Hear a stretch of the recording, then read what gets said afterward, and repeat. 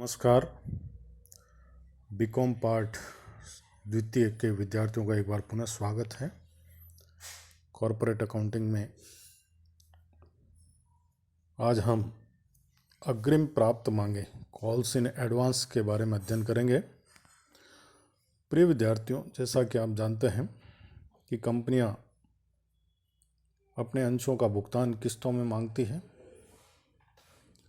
और जैसा कि हमने पहले पढ़ा कि कई बार कई अंशधारी संबंधित किस्तें जो है समय पे नहीं चुका पाते हैं और उसके कारण वो बकाया रह जाती है, जिन्हें हम बकाया मांग कहते हैं। या हम इसी प्रकार कभी कभी कोई अंशधारी भविष्य में की जाने वाली मांगों का भुगतान पहले ही कर देता है।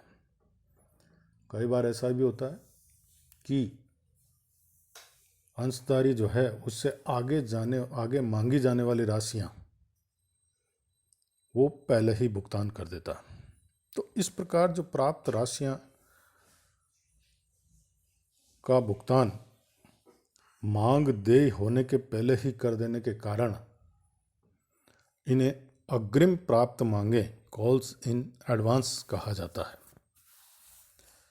ऐसी स्थिति में इस प्रकार प्राप्त अग्रिम राशियों को हम अग्रिम प्राप्त मांग खाते में स्थानांतरित कर दिया जाता है, यानी इसके लिए कॉल्स इन एडवांस अकाउंट खोला जाता है और उसमें राशि जमा कर दी जाती है। इसके लिए जो जनरल एंट्री की जाती है, bank account DR to calls in advance account, यानी जैसे एप्लीकेशन पे या अलॉटमेंट पे जब भी एडवांस प्राप्त होता है, यानी आगामी किस्तों की राशि प्राप्त होती है, तो जो हम बैंक अकाउंट की एंट्री करते हैं उसी में कॉल्स इन एडवांस अकाउंट में उसको जमा कर दिया जाता है। तो ये प्राप्त की गई अग्रिम मांग राशि अंशों की पूंजी का भाग नहीं होती, अंश पूंजी का भाग नहीं होती है। इसे चिट्ठे में करंट लायबिलिटीज शीर्षक के अंतर्गत अदर करंट लायबिलिटीज के अंतर्गत कॉल्स इन एडवांस के नाम से दिखाया जाता है।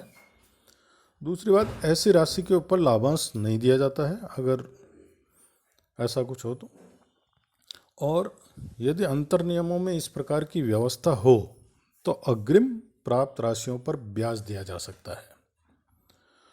कंपनी द्वारा अनुसूची 1 की सारणी F यानी टेबल F अपनाए जाने पर अग्रिम प्राप्त राशियों पर 12% वार्षिक दर से ब्याज दिया जाएगा, 12%।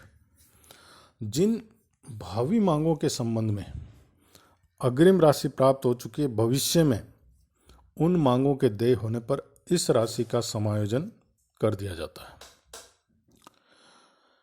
अग्रिम मांग राशि पर ब्याज की गणना ऐसी राशि की प्राप्ति की तिथि से आगामी मांग राशि के देय होने की तिथि तक की जाएगी और ब्याज के संबंध में निम्नलिखित प्रविष्टि की जाएगी। सबसे पहले एंट्री जो होगी, ब्याज चुकाने पर,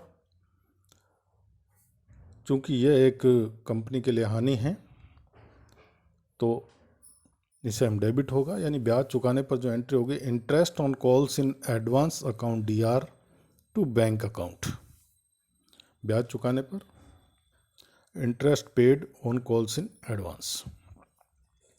वर्ष के अंत में इस एंट्री को हस्तांतरण करने पर statement of profit and loss account DR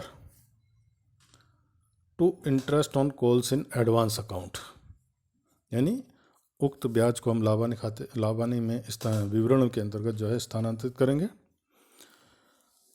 साथ ही अग्रिम मांग राशि खाते से संबंधित मांग का भुगतान यानी अर्थात देय होने पर उसका समायोजन किया जाएगा कि जब भी कॉल्स इन एडवांस से संबंधित जो मांग है वो मांगी जाती है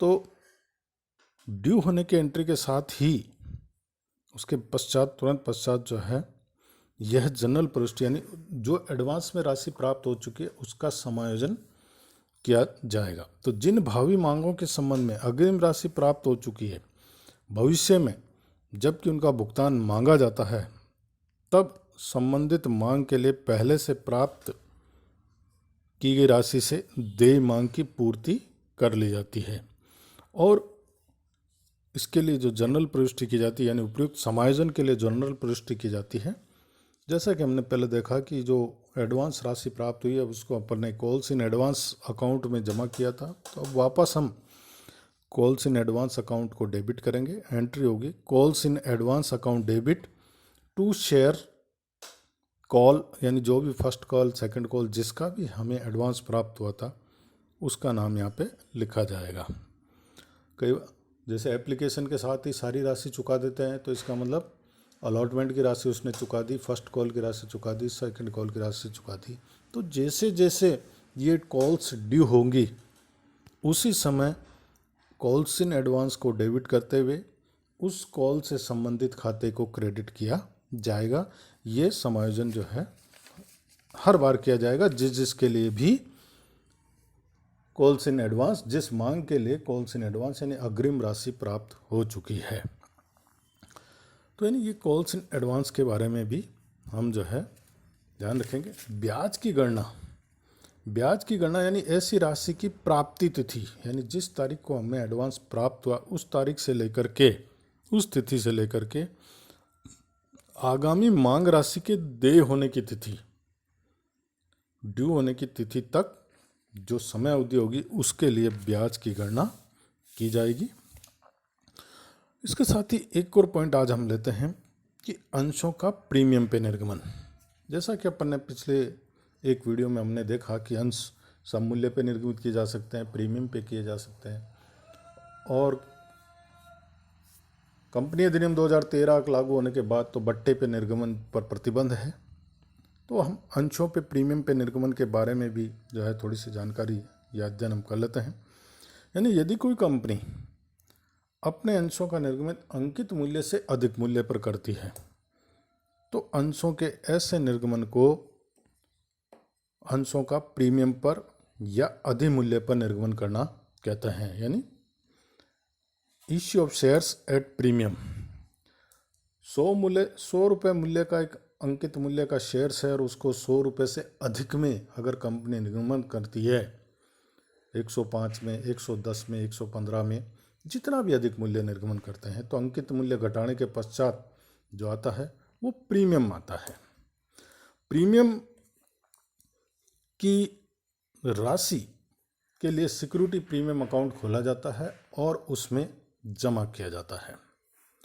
अंशों पर जो प्रीमियम के रूप में राशि मांगी जाती है उसका उपयोग केवल उसके द्वारा जो निर्धारित कार्य हैं उनमें ही इस प्रीमियम राशि का उपयोग किया जा सकता है।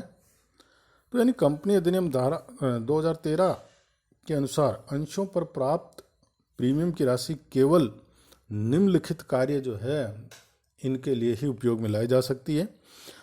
नंबर है जिसमें पहला है कि कंपनी के सदस्यों को कंपनी के अनिर्गमित अंशों को पूर्ण प्रदत्त बोनस अंशों के रूप में निर्गमित करने हेतु। दूसरा है कंपनी के प्रारंभिक व्ययों को अपलिखित करने हेतु। और तीसरा अंशों या ऋण पत्रों के निर्गमन संबंधी व्ययों, कमीशन और बट्टे को अपलिखित करने हेतु। चौथा है शोध्य अधिमान अंशों अथवा ऋण पत्रों के शोधन पर चुकाए जाने वाले प्रीमियम की व्यवस्था करने हेतु। और पांचवा है स्वयं की प्रतिभूतियों की वापसी खरीद के समय उपयोग करने हेतु। तो ये जो 5 कार्य हैं जिनके अंतर्गत अंशों के निर्गमन पर प्राप्त प्रीमियम की राशि का उपयोग किया जा सकता है। एक बात और ध्यान रखें कि प्रतिभूति प्रीमियम का उपयोग लाभांश के वितरण के लिए नहीं किया जा सकता। कभी भी लाभांश बांटने के रूप में इस प्रीमियम का उपयोग नहीं किया जा सकता। अगर कोई प्रतिभूति प्रीमियम का उपयोग कोई कंपनी अंशधारियों को लाभांश वितरण करने के लिए किया जाता है, प्रयोग किया जाता है, तो यह माना जाएगा कंपनी अपनी प्रदत्त पूंजी के कुछ भाग का भुगतान करके अंश पूंजी को कम कर रही है। प्रतिभूति प्रीमियम खाते में कि जमा रकम कंपनी का पूंजीगत संचय कैपिटल रिजर्व माना जाता है। उपरोक्त के संबंध में एक अपवाद भी है कि कंपनी अधिनियम 2013 में दिया गया है जिन कंपनियों के लिए धारा 133 के अनुसार लेखा मानकों को अपने वित्तीय विवरण बनाने में पालना करना अनिवार्य है, वे कंपनियां प्रतिभूति प्रीमियम का उपयोग निम्नलिखित के लिए नहीं कर सकती है, जिसमें है पूर्वाधिकार अंशों या ऋण पत्रों के निर्गमन संबंधी व्ययों, कमीशन और बट्टे को अपलिखित करने में, प्रारंभिक व्ययों को अपलिखित करने हेतु और शोध अधिमान अंशों अथवा ऋण पत्रों के शोधन पर चुकाए जाने वाले प्रीमियम की व्यवस्था करने हेतु। ये 3 कार्यों के अंतर्गत, जो अपने 5 कार्यों पर पढ़े थे उसमें से इन 3 कार्यों के लिए कंपनी जो है वो नहीं कर सकती प्रीमियम का उपयोग। ऐसी कंपनी जिनका लेखा मानकों को अपने वित्तीय विवरण बनाने में पालन करना अनिवार्य है। अब प्रतिभूति प्रीमियम संबंधी जो लेखा प्रविष्टियां हैं कि प्रीमियम जिस किस्त के साथ आवेदन या आवंटन के साथ मांगा जाता है उस किस्त के खाते में ही किस्त की देय राशि प्रीमियम सहित डेबिट की जाती है और प्रतिभूति प्रीमियम खाता सिक्योरिटी प्रीमियम अकाउंट में केवल प्रीमियम की राशि क्रेडिट की जाती है। एक बात और है कि यदि प्रश्न में स्पष्ट रूप से ये नहीं लिखा गया कि प्रीमियम की राशि किस किस के देय है, यानी प्रीमियम एप्लीकेशन के साथ, अलॉटमेंट के साथ, फर्स्ट कॉल, सेकंड कॉल, कौन सी किस्त के साथ देय है, तो अगर ऐसा कुछ स्पष्ट रूप से नहीं लिखा गया है तो ऐसी स्थिति में प्रीमियम की राशि आवंटन के साथ मांगी गई समझी जानी चाहिए। यानी ये माना जाएगा कि आवंटन के साथ ही प्रीमियम मांगा गया।